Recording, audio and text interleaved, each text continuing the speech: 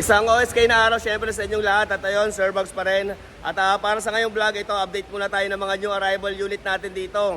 At syempre sa mga ilang natin mga sasakyan, ito may mga nagbaba ng presyo dito. Syempre yung mga tumagal na ng mga ilang buwan, ito binaksak presyo na ni Bossing. Pero syempre, bago tayo magsimula sa mga dealers sa mga unit ngayon, kung bago ka pa lang dito, kung okay lang baka pwede magpa-like tsaka magpa-subscribe na rin kung bago ka pa lang sa YouTube channel. At kung sa Facebook ka naman nanonood, yan, papalo na rin ako. At kung okay lang, baka pwede pa-share na rin para sa ibang ka-spaghetti natin na naghanap ng unit. Ito kasi, malapit na tayo mag 300k subscribers. Sana patulong naman. Konti na lang. Okay, so, start na tayo syempre para sa mga unit na available ngayon. Syempre, let's go! Okay, so ngayon, start na tayo at ito ang ating first unit. Ayan, para sa naghahanap ng brand new condition na pick-up. Pero ito, hindi ko lang alam yung tawag sa saktong kulay na ito eh. Ayan, kung alam nyo lang yung tawag sa ganyang kulay, pa-comment na lang ako syempre. So ito, 2023 model, Toyota Hilux Conquest. Ayan, automatic transmission, diesel engine, 5,000 mileage only. O kaya ang asking na ito ay 1,508,000. Ayan, 1,508,000. Ayan, oh. Ayan yung kanyang price. Okay, syempre sa may gusto na ito, ayan, direct message kayo sa aking messenger, syempre para sa gusto magpa-schedule for viewing. Ayan, i-type nyo lang sa mga Facebook nyo, Sir Bugs. Ayan, syempre para bago kayo pumunta, ma-update ko kayo kung available pa yung unit para hindi sayang yung punta nyo. Okay, so ikutin lang natin para sa mga nagkaka-interest na ito. Ayan, so ito, bagong-bago pa talaga to. Swerte makakuha na ito. Ayan, naka-stock mags. Sa gulong, bagong-bago pa rin. 5,000 mileage at napakakintab pa niya. So, ito nga pala, kumpleto to manual booklet, syempre kumpleto lahat, pati yung kanyang record. Nandito pa lahat at amoy bago pa. So, ito yung kanyang loob. Medyo madilim lang. Buksan ko lang yung mga pintuan para mas maninag yung loob. Okay, so ayan, binuksan ko na yung dalawang pinto, syempre para mas baliwanag. At ito, kumpleto susi nito, apat ang susi nito. Yan, 2023 model, kita nyo napakaganda. Bagong-bago pa talaga siya. Ito, kahit huwag nyo na i-check to, pwede nyo na ito i-reserve. At para sa magpapa-compute for sample quotation sa financing, ayan, chat na lang kayo sa akin para ma-reply lang kayo ni admin. Okay, so ito, napakaganda. Poging-pogi. Yan, naka-stepboard, naka-tint na rin, at saka rain visor. Ito yung kanyang rain visor. Check naman natin dito sa bandang likod. Ayan, guwapong-guwapo. Okay, Toyota Hilux Conquest 2023 model. So ito naman yung kanyang likuran. Okay, so ayan, ulitin ko, 2023 model, Toyota Hilux Conquest. Ayan, 4x2, automatic transmission, diesel engine, 5,000 mileage only, 1,508,000. Ayan, 1,508,000. Okay, so next unit tayo. Okay, at eto, next unit natin, isa pang brand new condition na Nissan Navara New Look. So ito, 2024 model, Nissan Navara BE. Ayan, 11,000 mileage. 11,000 mileage para sa 2024 Nissan Navara BE. Ayan, automatic transmission, diesel engine, kulay white. Okay, ang asking naman nito ay 1,208,000. Ito may mga butal pa na 8,000 eh. Ayan, oh. Okay, so ayan, save nyo yung aking contact numbers para sa mga gusto magpa-schedule. Ayan, sa Smart tsaka Globe, tawag na lang kayo sa akin ahead of time or one day before, syempre para ayan, may allowance tayo kasi manggagaling pa ako ng Bulacan para ayan, ma-assist ko kayo dito sa showroom. Okay, so ikutin lang natin syempre. Ito, bagong-bago pa rin yung itsura nito. Ayan, naka-stepboard na rin, naka-mugs. Sa gulong, makapal pa yung kanyang gulong. Syempre, 11,000 mileage, kaya makapal pa yan. So, check naman natin yung kanyang likuran. So, ito yung kanyang likuran ng Nissan Navara New Look. Okay, at ito naman yung loob ng Nissan Navara. Ayan, naka-stock monitor. At amoy bago pa rin to.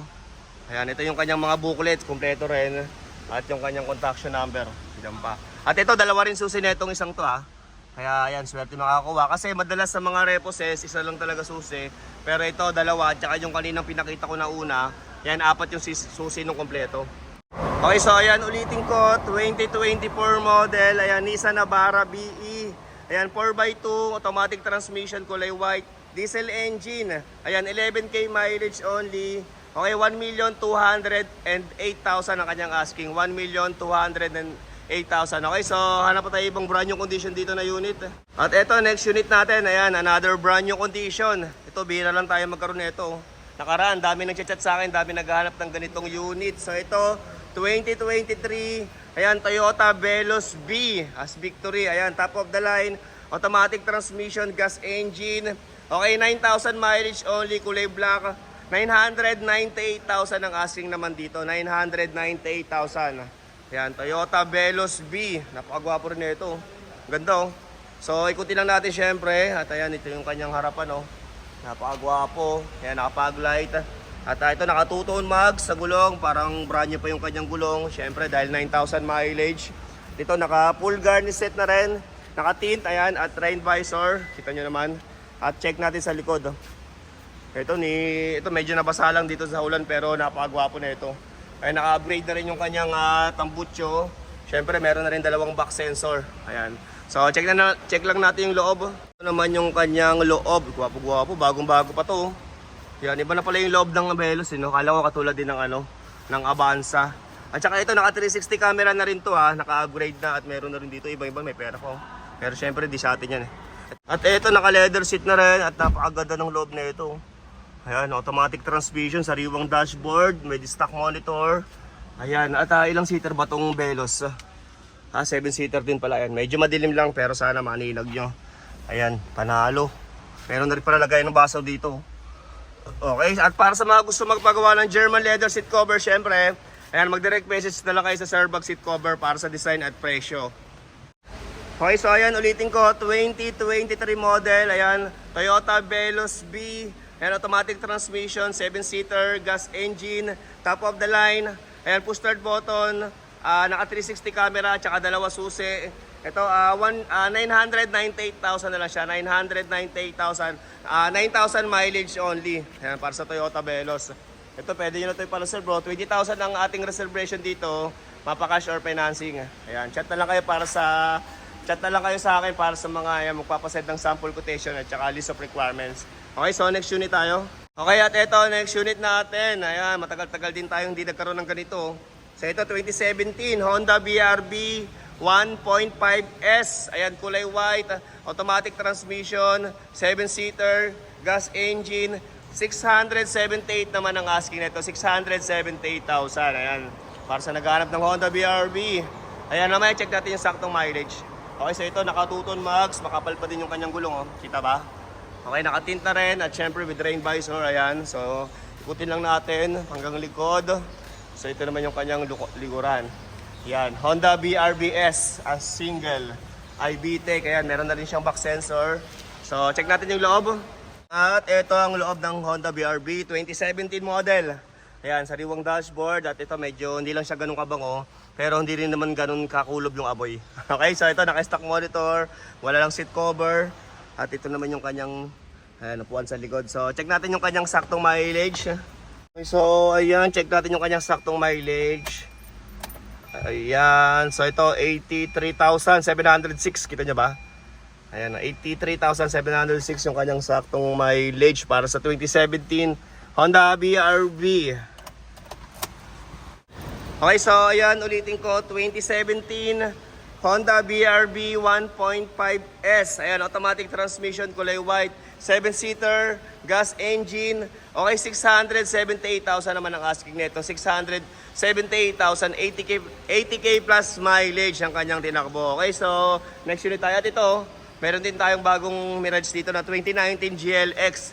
Pero hindi ko na ipapakita yung loob nito kasi maraming beses naman ako nagpakita ng mga loob ng mga Mirage kasi dati, yan, paborito natin ibenta to Mirage eh. So ito, 2019 Mirage G4 GLX, 450,000 naman to, 450,000. At syempre, dahil love ko kayo para sa mga unit na ipapakita ko, kasama na rin transfer at saka rehistro kung pasuna. Yan, GLX 2019, automatic transmission, gas engine, kulay maroon, 450,000. Okay, so next unit tayo. Okay, so ito, next unit natin, 2019 Toyota Innova 2.8e. Ayan, automatic transmission, kulay maroon. Mamaya check natin yung saktong mileage. Okay, 988,000 naman ang asking nito. 988,000. Ayan, diesel engine. Ito sariwa rin, oh. Napaka-ingat ng unang may-ari nito. Naka-ceramic coating din pala to, sabi ni Bossing. Ayan, naka-tint na rin, naka-rain visor. Ayan, 2019 Toyota Innova 2.8e. Ayan, so check lang natin yung loob syempre. Okay, at ito naman yung loob ng Toyota Innova 2019 model. Ayan, 49,000 yung kanyang saktong mileage kaso na wala ka agad dun eh. Ayan, naka-upgraded monitor na rin. And dashcam. Ayan, dashcam yung malit na yun eh. Sariwang dashboard. At ito, amoy semi-bago pa yung kanyang amoy. At ito naman yung kanyang puwan sa likod.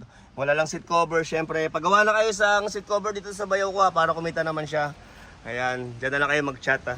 Okay, so ito, may nyo na to siyempre. Okay, so ayan, ulitin ko, 2019 Toyota Innova 2.8e. Ayan, automatic transmission, 49k mileage, 49k plus. Ayan, 988,000 ang asking nito, 988,000. Ayan, diesel engine, kulay maroon. Okay, at para sa ibang unit, kapag meron kayong trip dito na hindi ko na vlog, ayan, comment na lang kayo, tanong na lang kayo kasi marami pa tayong mga available na unit dyan eh. Ayan, hanggang dun pa yan, no? Okay, so dun lang kasi muna tayo sa mga new arrival. Okay, so next unit tayo. At eto pala, meron din tayong ito 2018 Hyundai Accent. Pero ito manual transmission, ayan, kulay gray. Diesel engine, 420,000 naman ang asking nito. Ayan, may mga nakaharang lang na upuan eh. Pero yan, hindi ko napapakita yung loob dyan kasi yan, napaka basic lang naman ang loob dyan. Tsaka maraming beses na ako nagpakita rin eh. Ang mga loob ng Hyundai Accent. Ayan, naka-hubcap pero ito makintab siya. At sariwang-sariwa pa yung kanyang panglabas. Ayan, sa saktong mileage, pagpunta nyo na lang dito kasi ayan, wala sa akin yung susi na ito. 2018 Hyundai Accent. Ayan, diesel engine, 420,000 manual transmission. Okay, so next unit tayo. Kaya at ito next unit natin. Dito, laki ng presyong binaksak ni Bossing dito eh. Ayan, halos 100,000 may get. Kasi ito, na-vlog ko na to dati at ilang buwan na rin, hindi pa siya nabibili eh. Pero ito, napakasariwa ng unit na yan. 2020 Honda Civic.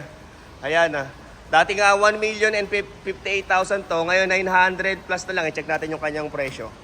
So ito yung kanyang ayan, details. Wala lang kasi dito yung tagahawak ng susi, so hindi ko mapakita yung loob. Pero na-vlog ko na to dati. Ayan, 2020 Honda Civic 1.8 liter. Ayan, gasoline. 925,000 na lang siya. Okay, 925 ah.